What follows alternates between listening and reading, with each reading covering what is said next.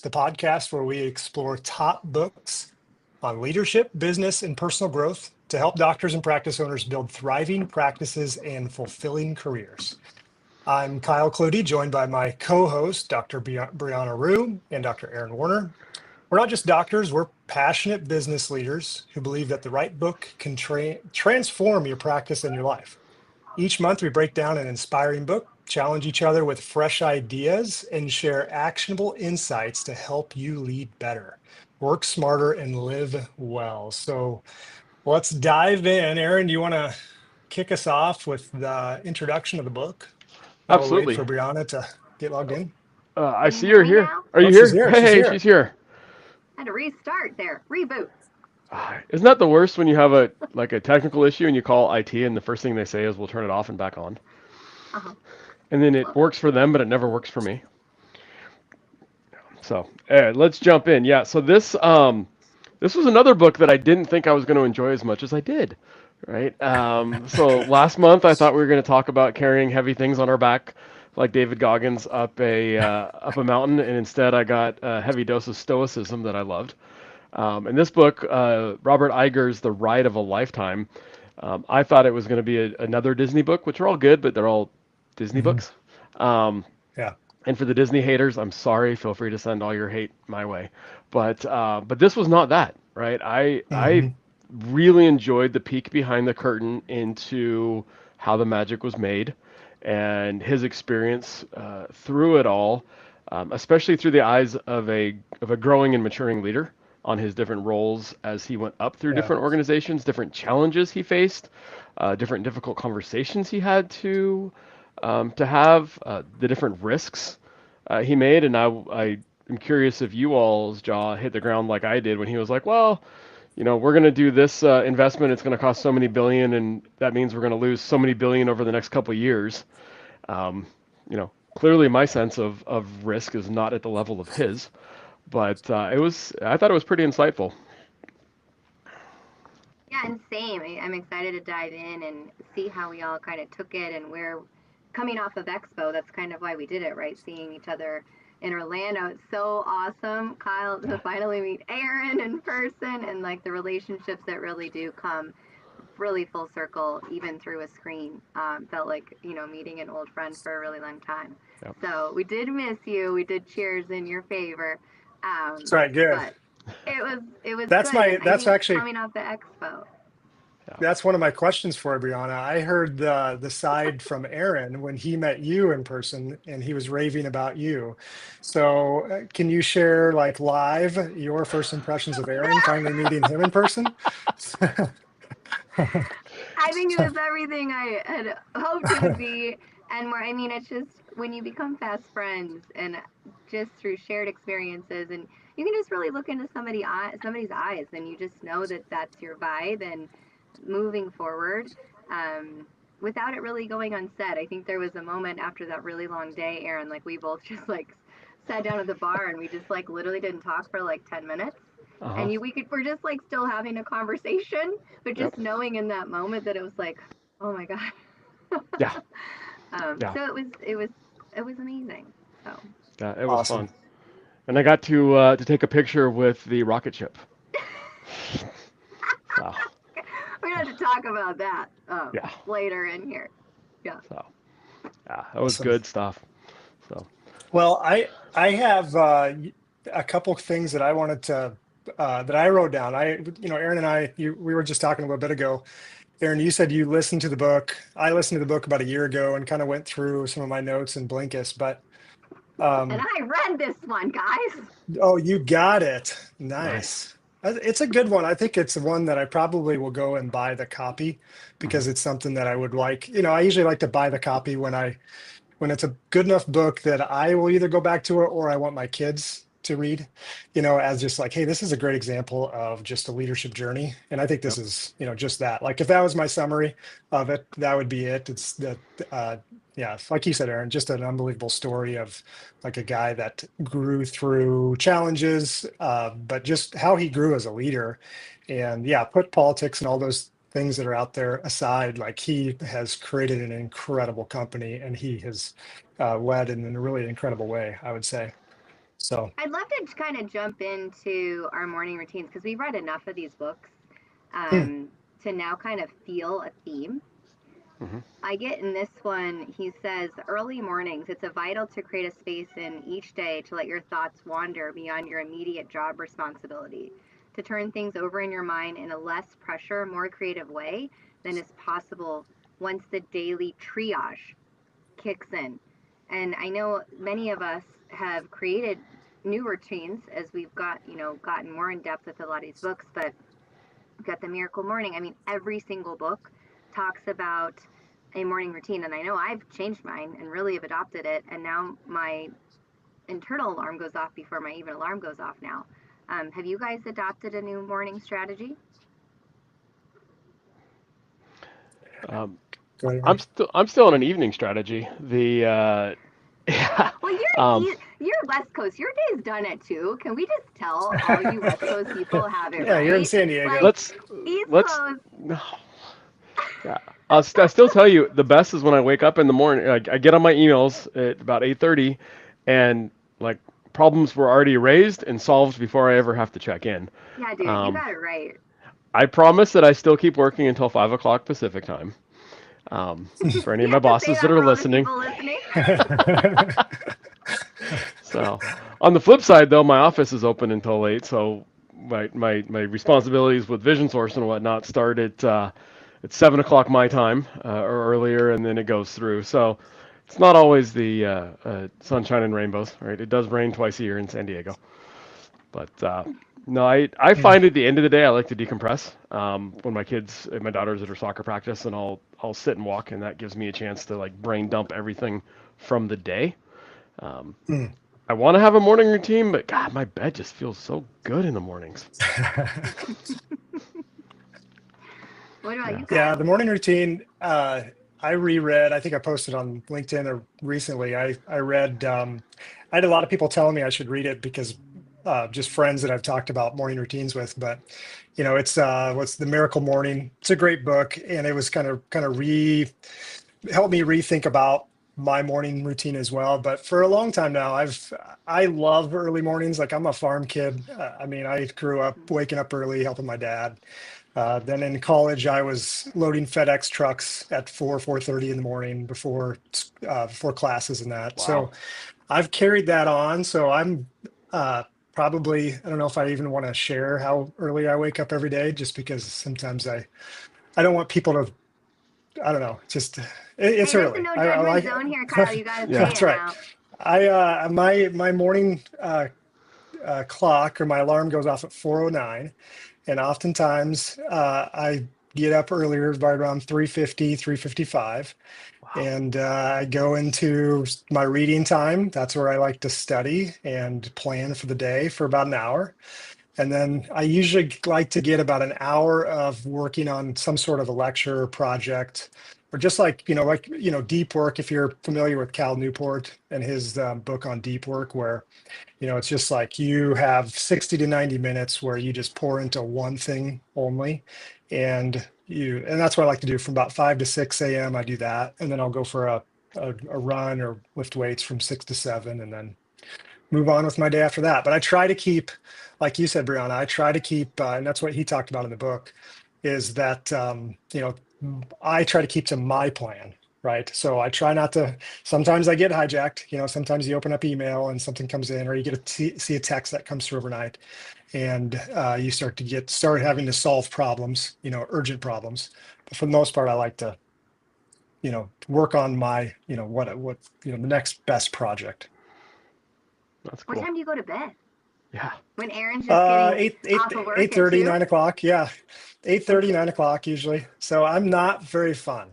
I'm gonna tell you, like coming out to some of these, like if I'm out till like 9:30, 10 o'clock at some of those big events like that, that's gonna be big because Wow. that's just not what I'm used to. Well, I feel like a public apology is needed then because I tend to text you around like 7 o'clock my time, That's and okay. No worries. you're I'll deep get it into the REM next sleep morning. by that point. I am. By 9:30, I'm out, man. Nice.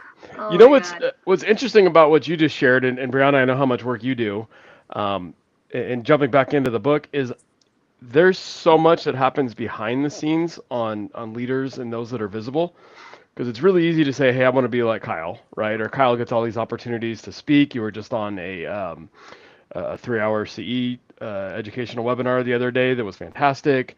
I mean, walking through Expo with Brianna is like I'm, walking through with a rock star, and I'm just the security trying to, keep people at bay. But what people don't see is the work behind the scenes, right? It's the time you put in every single morning to work on your stuff and improve your stuff. And it's really easy to be in the audience to say, hey, I could do that, or I want to do that, or how come they get opportunities? But I'm willing to bet that for all three of us, while we've had opportunities presented, the vast majority of them have been earned. And that's what the people don't see. And that's a lot of what I saw from Bob Iger in the book is how many ways he actively was putting himself in positions to have the opportunities. Very little of it kind of just showed up on his own plate. Yeah, there was the part of the book where, and I came back from Expo, so going on, I think, and this is all practice what you preach, right? And I think that's what really, how we all became fast friends in this industry, is really doing just that. Still seeing patients, still being the business owner. We all have a little couple side hustles that have become our main hustles. And going around at Expo, so I had, the exhibit hall part of it, and then on Saturday I went through on my rocket ship, literally to every booth.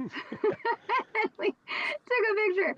But the some of the innovation we'll get in here, where I came back to my practice on Tuesday, and I bought everybody lunch, and we got a 15-minute meeting in because I was running late from the morning, but just unloading kind of what we saw. And you alluded to it, Aaron. I'd really like to jump in this now. Is there was a part of the Disney where it was a multi-billion-dollar part of Disney, and he saw streaming coming at them, and something was changing, and he said, we have to disrupt ourselves if we want to be here. Mm-hmm. And he tasked his people to literally bring that part of the business almost to zero.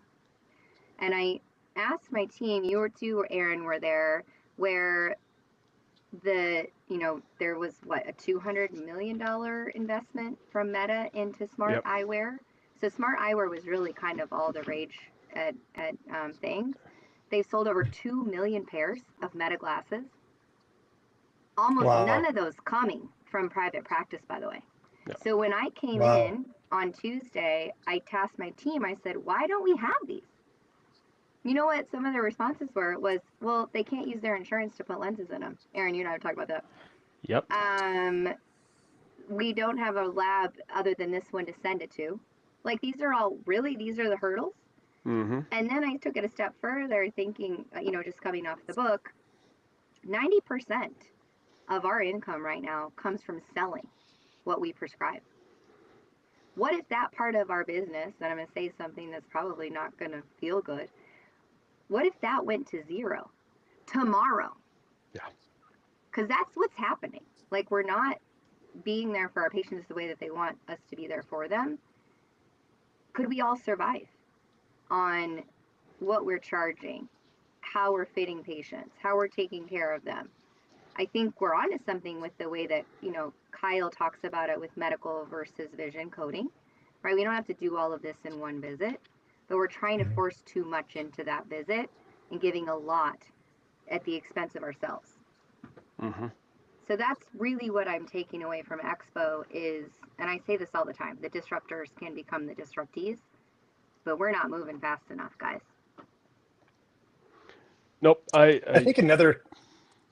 No, I was go gonna ahead. say I totally agree, and already upset the Disney people earlier, so I'm just gonna continue my path of just irritating people. But I would argue, and I don't think this should happen, but I would argue that one of the best things that could happen to the profession of optometry would be the loss of the opportunity to have the retail aspect, because then our focus would shift from what we bring in on a retail side to the care we provide. And I think that we're in a wonderful place right now because we have the opportunity to make that shift without having a loss. and incurring the loss along with it.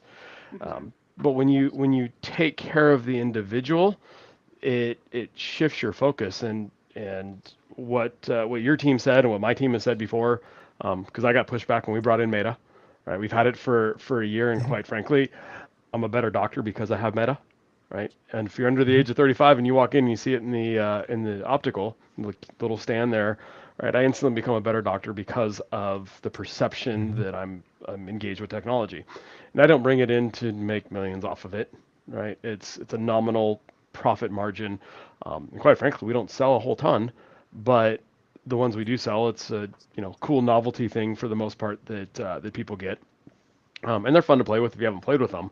Oh my God, But you just got it's a thumbs did I up get a on your hate? computer. Oh, did I do that? Oh, that's cool. No, it just Yeah. automatically gives it to you because you're on an Apple. Oh, that's It hilarious. likes something that you said. There's the AI. The We're AI training it stuff. to like I it. think if you do the double thumbs up, you get like fireworks or something. I don't know. I'm not getting it. Oh, there we Oh go. There you my God. go. Yeah, there you go. So Beautiful. if you're not watching this, I just got fireworks. Thank you, Kyle. You made me that much more that much cooler. Um, Oh my God. right. Kyle, But why did you give him that oh, That's you guys are great. you That's guys are in trouble fantastic. now. Um, but I think if we look at this from a scarcity mindset, right? To your point, Brianna, what if I lose everything tomorrow? Right? What am I doing? What do I have right now? And so Mhm. that's what I should be focused on, right? And it really goes back to obstacle is the way, right? What challenges can I foresee, can I make as part of my culture? Because if I focus on being better where I'm not as strong, it, I'm better on everything. Yeah, I think it goes like I was listening to a podcast very similar to this conversation. I was listening to Donald Miller's new podcast. Um, we're reading his book next time, so sneak preview next month, Storybrand 2.0. But his new podcast is called Why That Works, I think is what it's called. And so they just look at like they looked at NFL. Why does football work so well? Why does the NFL work so well? Why does it work so well in America? Great episode. This last episode was Amazon. Why does Amazon work so well?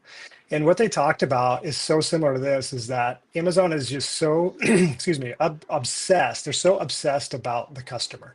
Like they're just so customer obsessed. They want to make sure that the customer is satisfied and they do everything they possibly can to rewrite. I mean, they've basically rewritten our brains about what we expect from our businesses, right? Or from where we buy things, and because they've been so customer obsessed.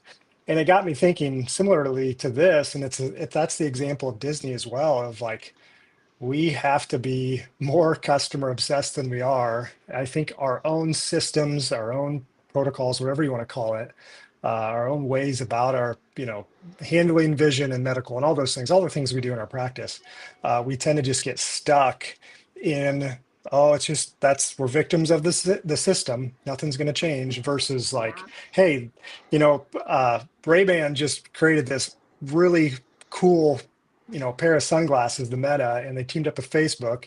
And you can just tell like there's a lot of money going into this, and it seems like there's a lot of momentum. So I don't care. We just need to, like, this is a branding opportunity. This is a marketing opportunity. Let's get this in our practice now, because our patients are going to see that. And we've had it for about 6 months, and it's gone pretty well in our practice, but nothing made me happier than sitting there watching the Super Bowl and seeing, two Marvel characters wearing the Meta, Yep. so that helped our business. The next week we had people coming in and seeing those and like, oh, those are the ones I saw. So that's the aspect of that we can learn from Disney, we can learn from Amazon, is to just be way more customer obsessed. I love that.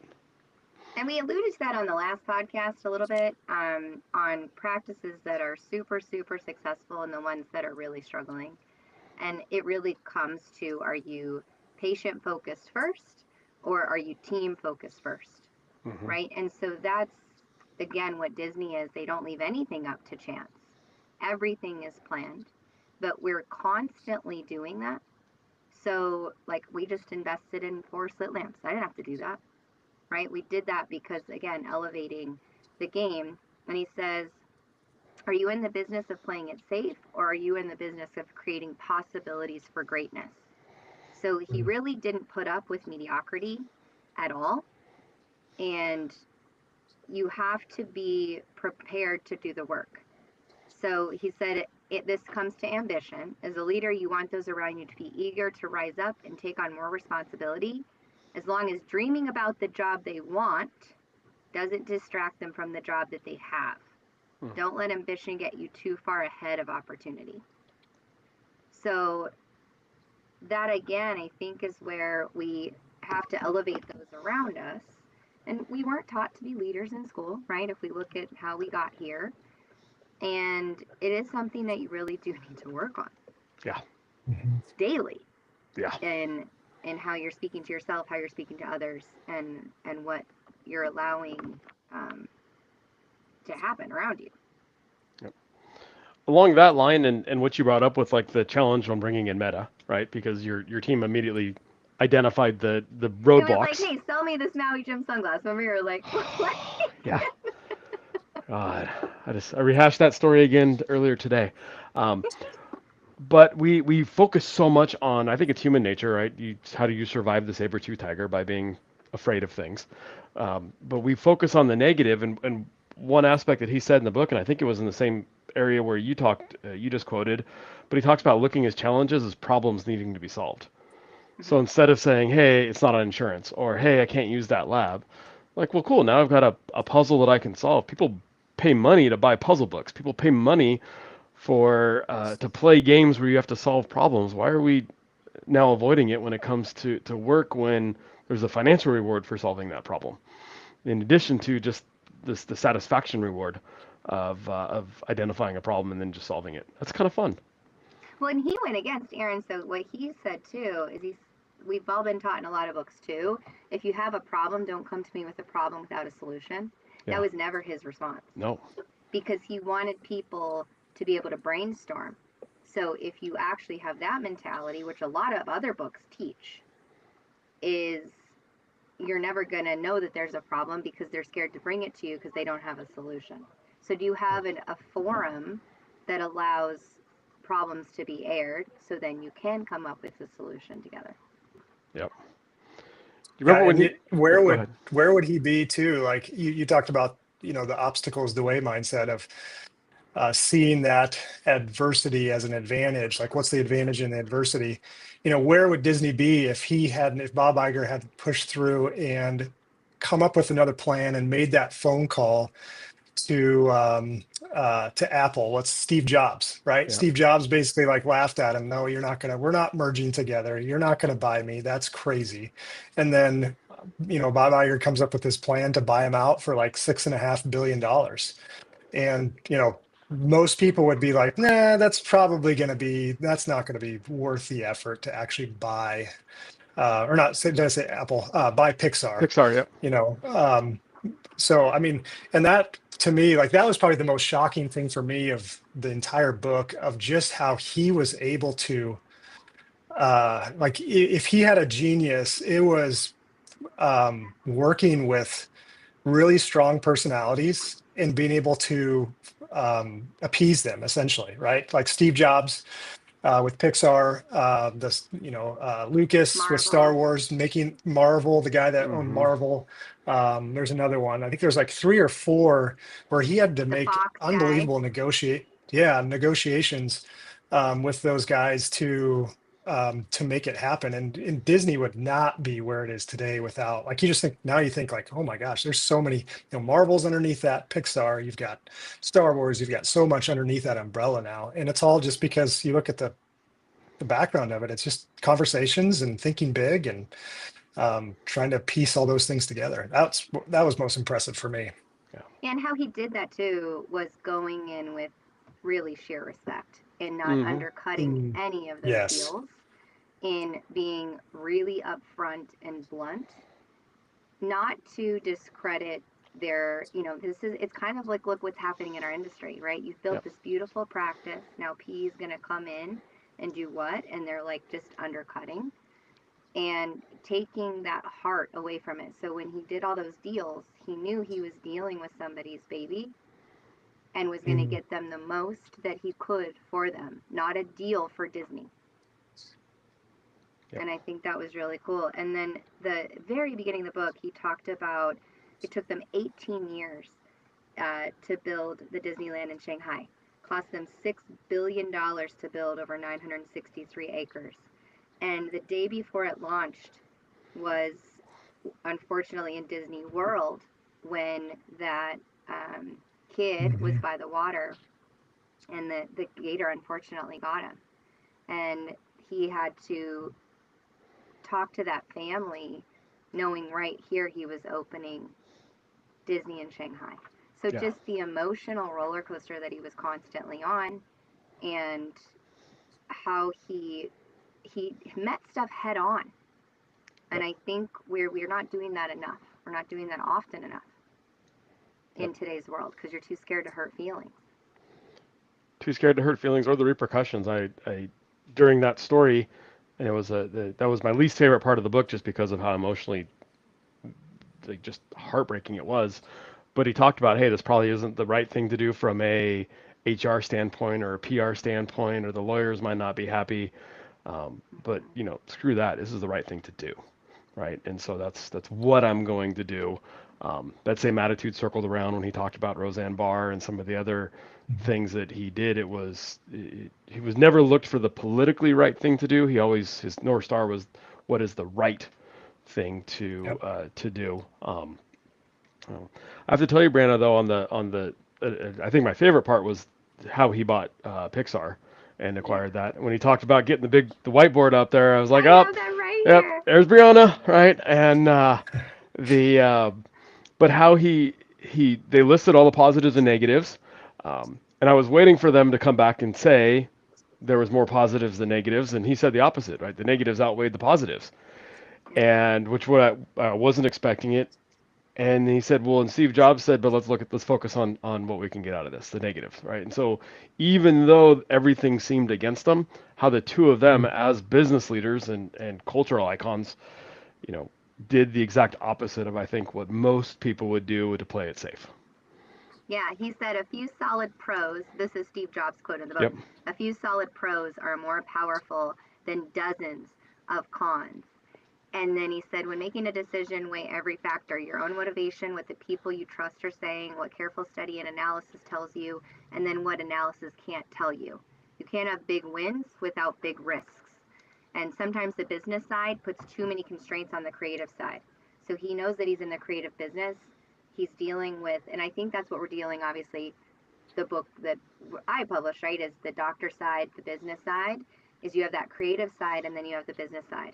And you can't, those are such a battle with each other because one has to be creative, the other one has to make money, and you can't squash somebody's hopes and dreams. And so he was very careful when he was giving feedback, knowing that somebody had poured their life work into that. So that was really cool how he brought that all together. Yeah, I like that. And the creative side on us, I think you said this, I'm going to quote you very poorly. I got to sneak into Brianna's lecture. The little guard out front wouldn't let us come in, so I waited till she was distracted and I snuck in through the side, right? That's I funny. felt like the single rider sneaking on the ride at the ride line. But she said something, again, I'm going to misquote it poorly, but basically like how we take care of patients, like that's the art that we produce.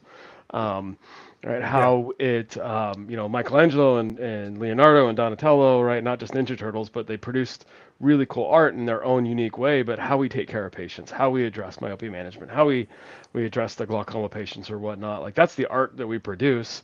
And I think too often we try to make art to make everybody else happy and not focused on the person right in front of us. And the right people. So we focus on all the negatives, and we try to appease the masses when we really need to appease our customer, the patient, or the team around us, or whatever our whoever we're doing the art for. That's who we need to focus on. Yeah, I love that. Another part of that too is that right on there, Aaron. nice. What was that? You got the quote right on. Yes. When you think about the creative aspect, though, one of the things that I was struck by, again, it goes back to his negotiating power, but also, you think of Disney and you think of, just obviously super creative. And I think a lot of people, if they were to read that book and look at Bob Iger himself, they wouldn't necessarily say, well, he's not really that creative. But and I think you can make that argument, but his creativity shows up in a different way in that, sometimes creativity is like innovating internally, right? You're innovating, you're coming up with new ideas yourself. And other times it's like picking and choosing that ability of discernment of seeing like, hey, that is something that I need to add to my business. So I'm going to, and I can tell that that's really good. So I'm going to bring that in. I'm not going to create it myself. And so I think that was impressive for me to just, because I always think of myself, it's helpful for me to relate that way because I don't feel like I'm very innovative or creative in creating new things. But that's where I like, though, to see, Dr. Contact Lens. That looks like a great business opportunity. I think that's going to be a really good opportunity for my practice. So I'm not innovating that myself, but I'm seeing that's a really good product. So I'm going to bring it to my practice. Or somebody else has a really good protocol in dry eye, and that looks really good. So I'm not the creative or the innovative, or I'm not going to invent something myself. So I'm going to take that and apply it. And you kind of look at that's kind of his story. It's not like he was internally like creating all these new things. Right. He was just seeing opportunities around him. Like, okay, I know that I can. That's a good opportunity. If we had that in our fold, then Disney would be massively successful like it is. And also his story of becoming CEO, it was a 6-month interview process. He was flying all over the place because he was the COO before he was CEO. And they didn't know to, promote internally or look externally. And he struggled because as COO, you only have so much power before you do as CEO. And they really were holding that against him. And he really focused on, he said, you don't have to rehash the past. You can honor it and move forward. So he never wanted to throw the other guy under the bus.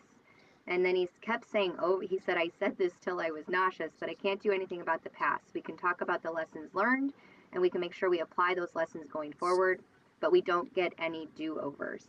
And then his friend helped him come up with those 3 priorities. And that's, again, what laid the groundwork for where he was going to go. The world, he said, is moving faster. Decision making has to become straighter and faster. And we need ways of doing that. So he also went in and reorganized and cut a bunch of people, but there were too many silos and it was moving too slow. So that's also back into practice is a lot of the decisions lay with us. So do your people know how to make decisions? Are you giving them the right tools? If you bring in something like CSI Dry or Dr. Contact Lens, are you giving your people the tools and the time to implement? I don't think we're doing that enough. You can't do all of this by yourself and still see patients and be the engine in your practice. And you have amazing people around you. And I see a lot of us struggle with that. Time, Brianna, how do you do all this? I don't do it all. Right. I would go nuts. Again, let's go back to how we started book club with buy back your time. Yep. So I loved how his tenacity. Oh my God, those interviews. Oh yeah, it's incredible. I think it comes back to what you said when you talked about, I think it was like Scott Miller, somebody helped him with coming up with his strategies. Yeah. But, how often are we as business owners actually standing our ground and saying, hey, these are the 3 priorities that we have, right? At the beginning of every year, or maybe at the beginning of the quarter, just saying, hey, these are my 3 priorities, and making those 3 priorities extremely clear throughout your entire organization. And we think it has to be more than that, or I think it takes more energy or time or whatever. But when you are that clear with what direction, you give your team a roadmap like that, that's where you can accomplish way more because your team actually has a clear path and a roadmap of exactly what you want to accomplish for that year. So I thought that was really powerful too. That's essentially what won him the job of coming in and just saying, nope, these are my 3 priorities. We're going to do this and nothing else. And it just shows you the power of clarity, right? When you have a clear answer, when you have a clear direction. Yeah, for sure. We'll do that. Yep. Yep. Continuing the theme, Brianna brought up buy back your time, which I appreciate you calling me out in front of your lecture when you were like, F you, Brianna, now I got to change everything. Right. So this reading this book changed how we're managing organizationally at the office.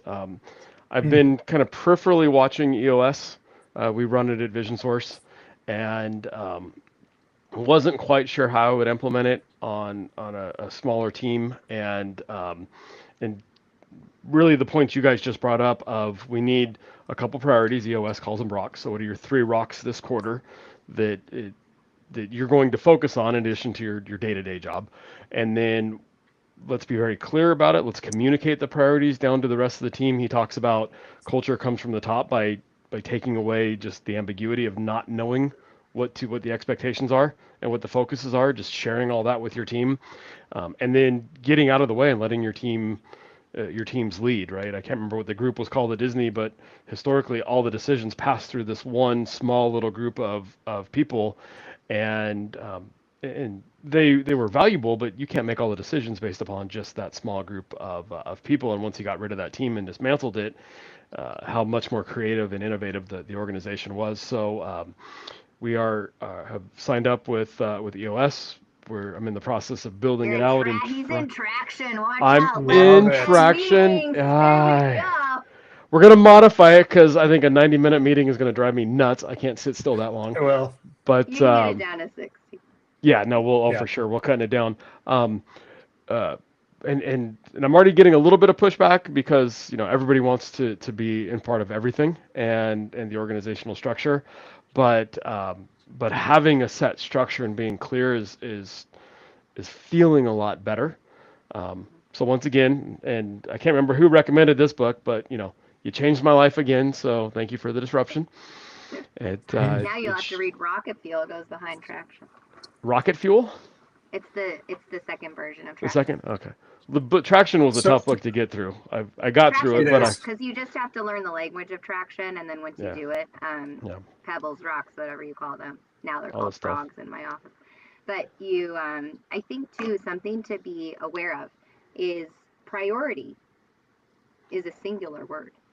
We now, in our nature, have made it priorities. It was never supposed to be multiple. So when you're giving someone a new priority, what do you take off of their desk? Because if everything becomes a priority, then nothing is. Nothing is.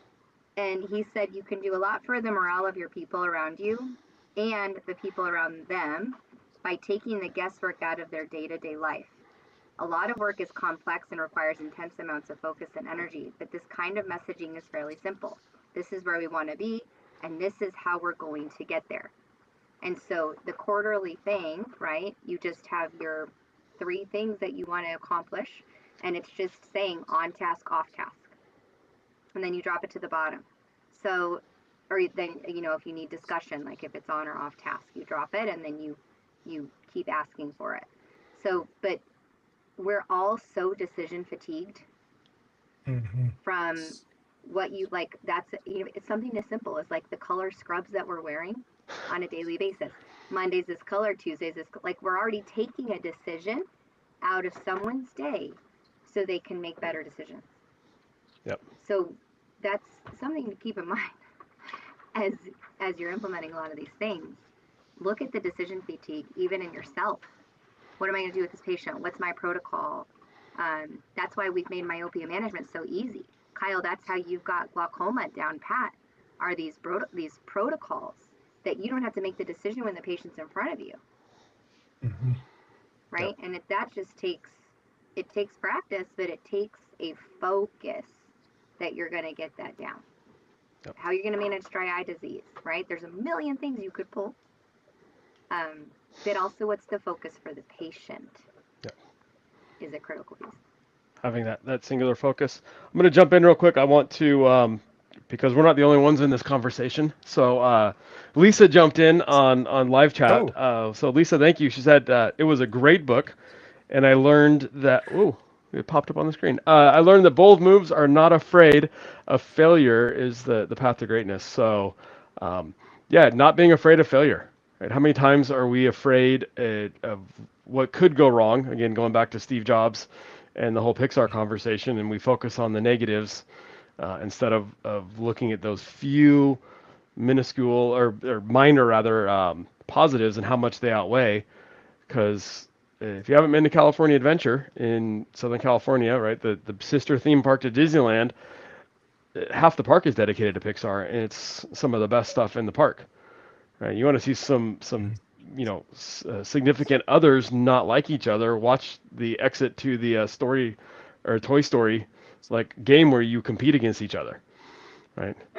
Yeah, Okay. it's a No, lot of fun there. So permission to fail. I all think we day. need more of that as perfectionists, as doctors, right? You don't really give yourself permission to fail with patients.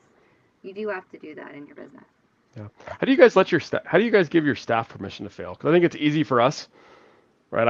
If I failed, I was risking it, I was trying it. But it's a lot harder as a business owner watching my staff fail on a mistake, knowing that it's going to cost me money. Mhm. How do you guys handle Yeah, that we in your offices? well, we kind of embedded into our culture, like one of our core values is continuous development. So what that means is we're going to constantly, I mean, that's the reason why I'm on a Book Nerds podcast, right? We're going to continuously develop and improve ourselves. Like I'm going to, basically we say we're going to continuously improve personally and professionally. So I'm going to do whatever I can to help my staff wherever they're at when they start with us, that they're going to grow personally and professionally when, if and when they leave. And we stress like, hey, if I correct you, the work that you do, the potentially the failure that you made, like you have to try to detach like your own self-worth from the work versus you. Like this is who you are, this is your worth, okay? And then this is the action that I'm correcting. And those things are separate, right? So I'm not telling you failed as a person, as a human being.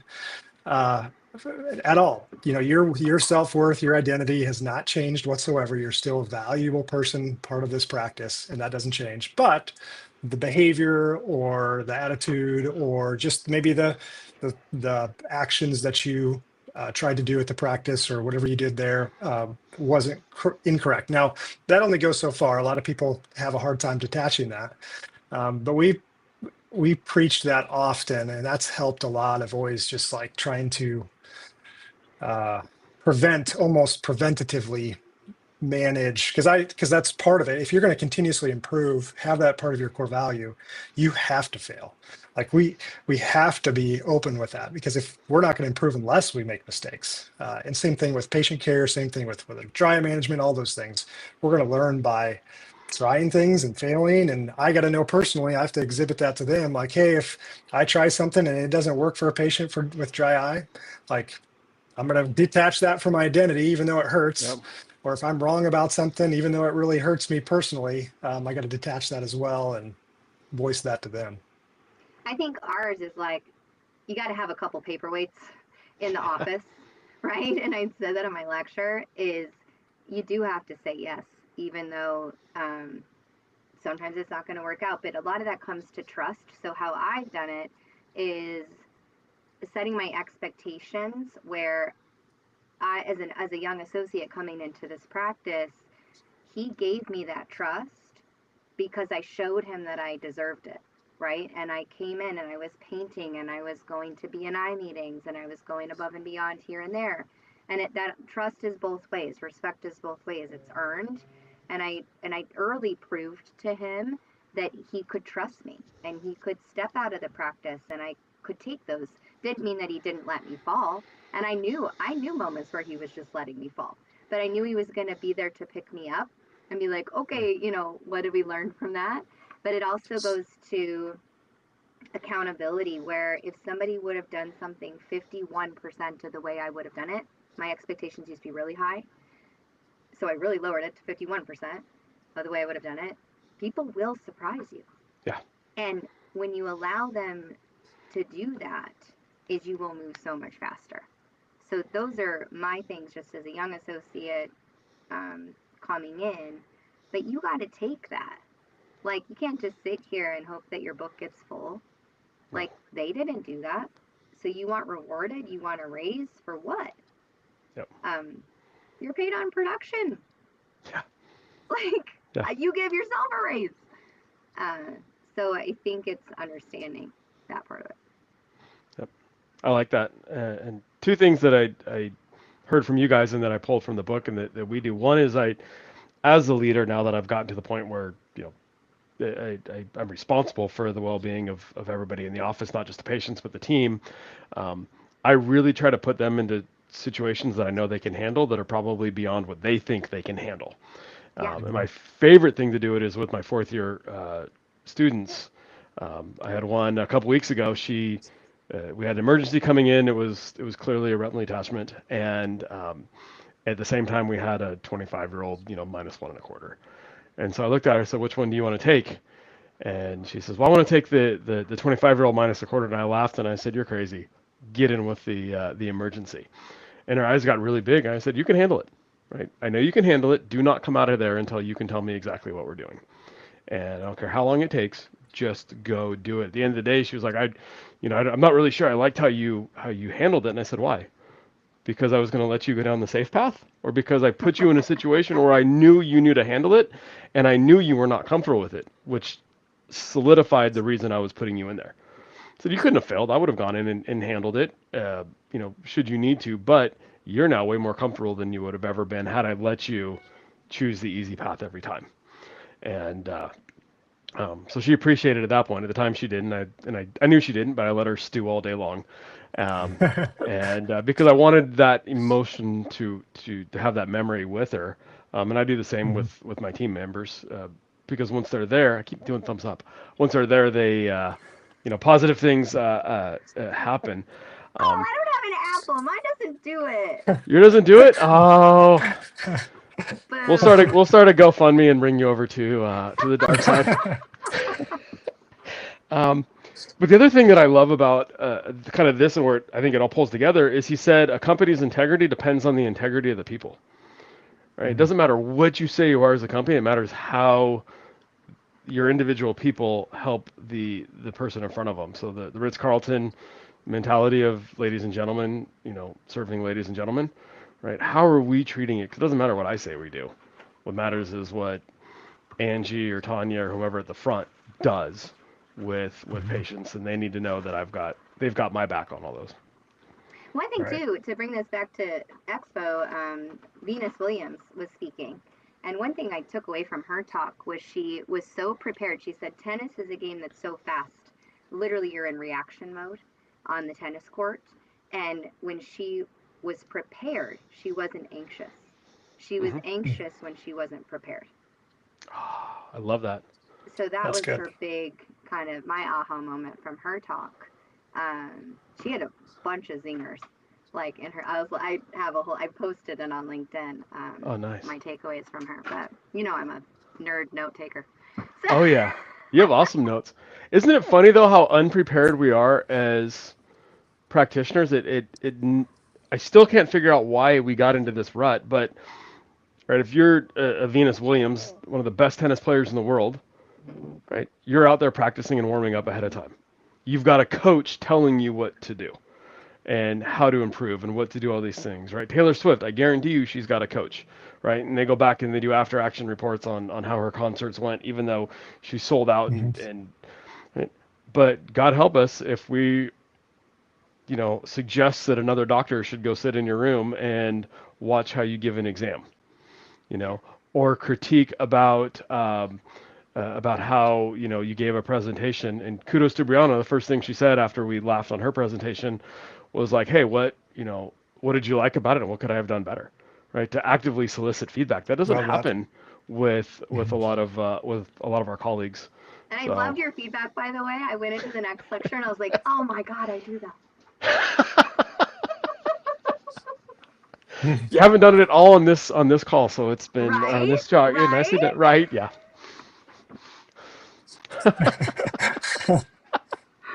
Oh my gosh, love it. Was that So the word? Was that the word that we were? Was yeah. That it? was my My is right. Ah, So Yeah. I'm gonna need some Aaron Warner critiquing too. That's good. That's what Adam Grant. If you ever, Adam Grant is the prolific writer and speaker. He basically, if anybody gives him, I've heard him on a podcast talk about it. He's read, written a lot of great books. Hidden Potential is his latest, greatest one, which we got to do sometime soon. On the podcast here, but if anybody comes up to him after a lecture or a presentation or anything, and they say anything good about it, he says, "That's great. Thank you for that. But what is one thing that you think I can improve on?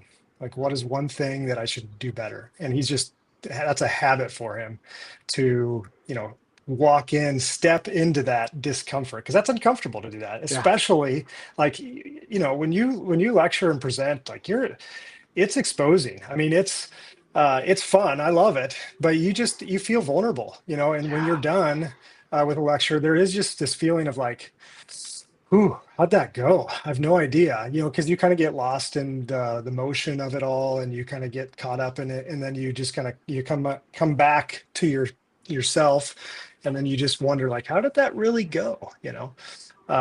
So in those moments, I'd love to try to adopt that as doing the same thing of stepping further into that vulnerability and saying, how can I improve that? How can I get better? I like And in that. the book, he said, as CEO, like, don't stay in that seat for too long because it becomes dangerous. He said, hold on to your awareness of yourself, even as the world tells you how important and powerful you are. The moment you start to believe it all too much, the moment you look at yourself Mhm. in the mirror and see a title emblazoned on your forehead, you've lost your way. And so the part of this was too is just how humble he stayed Mhm. along the mission. And he went through a divorce halfway through it. Like, I don't even know how he was like seeing his family if you look at all of this. And that's too where I personally struggle, is like being a mom, Hmm. being a wife, right? You give all this at practice, and then my husband does too, right, as a neuro-ophthalmologist, and we just come home in like sheer exhaustion after patient care days, and we just look at each other like, I want to talk to you so bad, but I can't. Like, I can't. Um, so I think it's important that you nurture those relationships even more than ever, because it's lonely if you're at the end with nobody around you.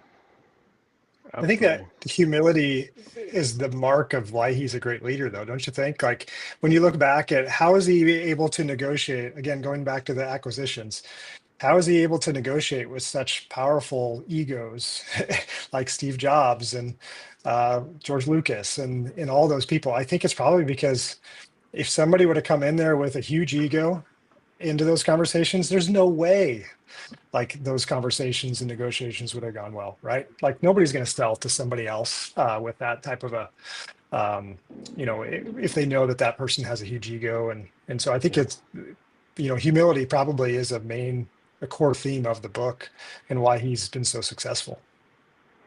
No, for Absolutely. sure. And finding those people around you. What I love about the two of you and a handful of other close friends I have is I can call and say, here's where my baby's ugly. Right? I've got a beautiful baby, but it's got some warts, Mhm. and I'm struggling because I can't figure out how to make that baby better. Right? Or we put together a program and it's just not having the impact that we want. What's wrong? What are we missing? And so I look at humility not as weakness, but as being strong enough to say it's not perfect and I need help. Right? I'm Mhm. confident in what I'm doing, but here's the area where I just don't quite have it yet, and help me figure that out. And Brianna, I was thinking more about our conversation on what offices are successful or not, and I think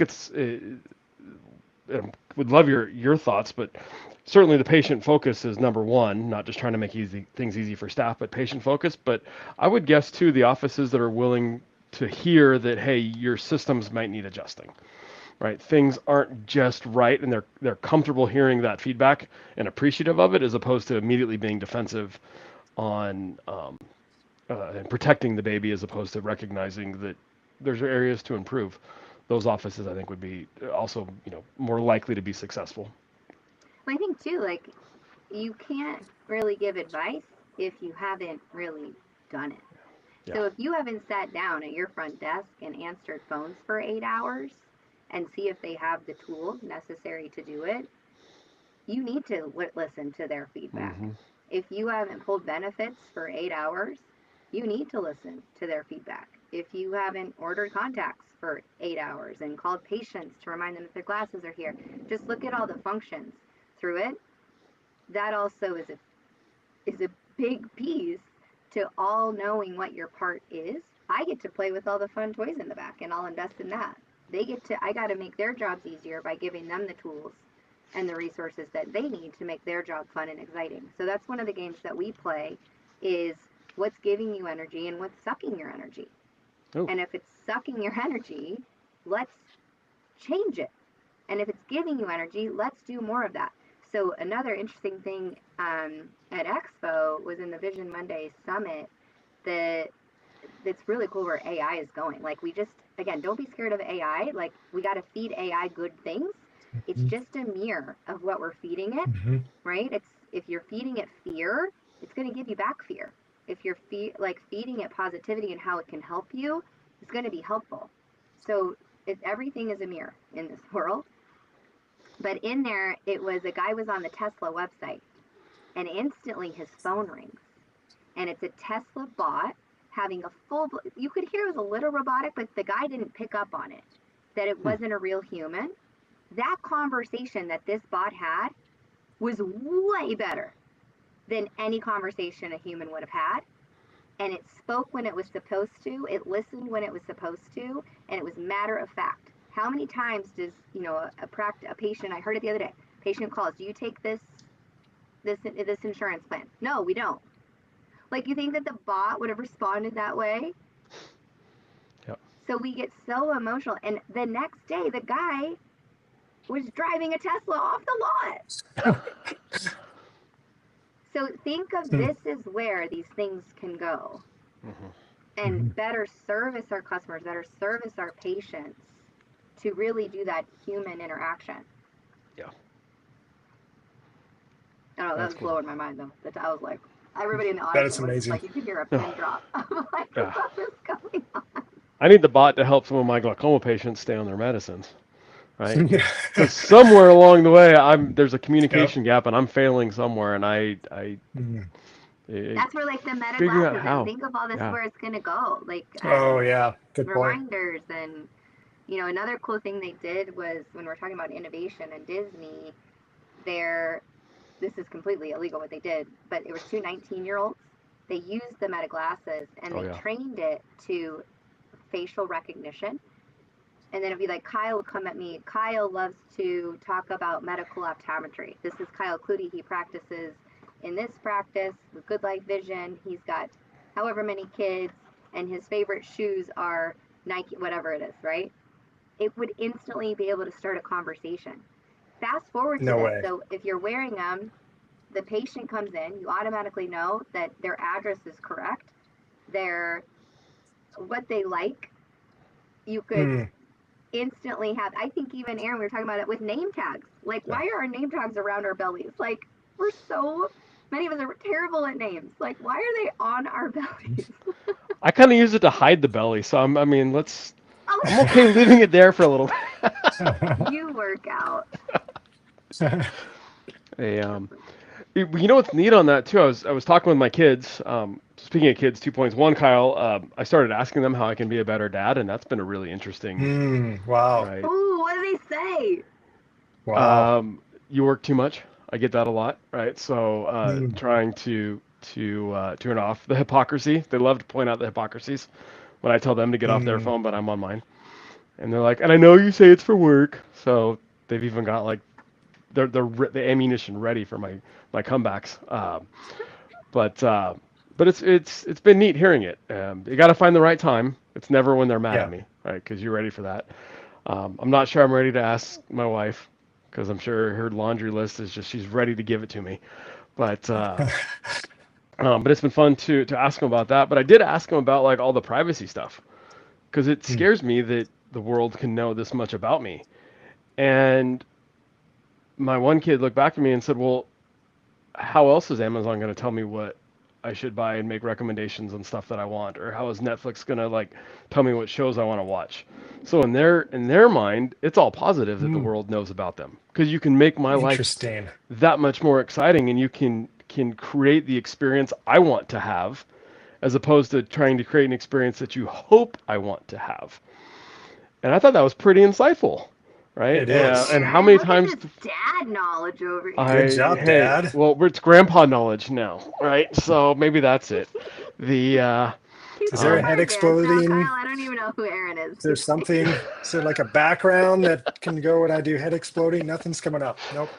No, what was that movie, Old School, when he's debating and at the end of the debate he's like, "What just happened?" Um, Yeah. I- but it was interesting to me because how much do I set up my practice on what I think people would want, not what they want, Mhm. but what I think, instead of finding out what they want and curating the experience for them. Yeah, we got a lot of Homer Simpsons coming up to our offices. Where like I did another video where I was like, "This is what it sounds like at the front desk. Okay, your copayd's $10, your Optos is $39, your year supply of contacts is $975, your glasses are $600, and doctor is prescribing you this dry eye vitamin. She wants to see you back in 2 weeks for this IPL treatment. Is that cash check or charge? Oh wait, your vision plan covers this. Your rebate is right here. If you like, whoa, like no wonder like confusion overload. And so Yeah. that's where, if you again, the Disney experience is all curated. They know that there's a process to go through every ride, every journey. So bring that back to patient care. Love it. I love that a lot, and that's a good lead into for next month too on StoryBrand, For sure. right? With the how many calories are you forcing your customers, your patients to consume to try to understand the message Yep. that you're sending them? That hurt one. That one hit home when I Yep. read that. Less Yep. is Clarify, more. clarify, clarify. It's going Yep. to be a good one. I'm excited. So this is, well, we are right at the hour, and I want to respect everybody's time who's joined us. So Brianna, Kyle, what are some parting thoughts on the ride of a lifetime? Kyle, you want to take it? I guess priorities or priority, right? It's not plural. Priority, power of priority, power of standing your ground, coming up with what what do you want to do? What's your roadmap? Make it clear for your team and stick to that priority. And I think the rest is going to take care of itself. Yep. Yeah. And mine is looking for areas that's easy innovation right now. Um, you've got to disrupt yourself here faster and give yourself and your team the ability to fail and be part of that. Celebrate that just as much as you celebrate the wins. Yep. Absolutely. And I agree with both those. And the one thing that we hadn't touched on, it was he quoted my favorite poem in the book, "The Man in the Arena," right? And where it's not the critic who counts, not the man who points out how the strong man stumbles, or where the doer of deeds could have done better. The credit belongs to the man who is actually in the arena, whose face is marred by dust, sweat, and blood. And I take that not only personal, but my staff, right? We talked about earlier, they're the ones on the front line. They're the ones that are doing it. So respect that and invest in them so that, that they continue to drive the integrity and the value of what we do. So. Love that. Good stuff. So, StoryBrand Another one in 2.0. the books. I got a new one. I got the book. So, StoryBrand 2.0. StoryBrand 2.0, Donald Miller, fantastic. Really easy read. But it slowed me down because of all the things I want to do. So I think I'm going to try to blow through it and then go back and read it again and go slow. So I'm excited to chat with you guys about your thoughts. Please join along with us. The link for the Book Nerds website, right? That's how you know you're legit, when you have a website. So the Book Nerds website is up and live. You can go. I'll do it for you, Bree. So go order your book, listen to it, read it, whatever format you want. But please join us for the discussion. I think there's going to be a lot of really fun insights and playing with on this one. Yeah. And Absolutely. if you're at Seco, turning it back around. It's rocket ship. Be at Seco. Oh, is Rocket Ship going to be at Seco? I got a new one, yeah. You got a new one? So does Kyle know about the Rocket Ship? What we're talking about? I know. I saw pictures, videos. Oh my god. So what we've said, forever to end it, so we've said for years that Space Mountain lets you up in the gift shop for a reason. So Dr. Contact Lens puts the patient's prescription in the doctor's gift shop. So I had a blast at Expo. So our booth was Space Mountain. So I had like Space Mountain mini airs, and I had a rocket ship, and we had stars, and the rocket Beautiful. ship. Everybody got on my rocket ship. It was really funny. That's awesome. Yeah, Good work. the rocket ship was fantastic. I will tell you, Brianna knows how to put out a message. She's also really good at karaoke. Yes, Yeah, I did rap my Gangster's Paradise in a dress. yeah, yeah. It was a perfect just like explosion of all sorts of different flavors in one, and I have not seen a bar get that excited ever. So it was pretty fun. Awesome. Well, thanks, guys. Make it a great day. Yeah. And Thanks. You too. Have a good one, everyone.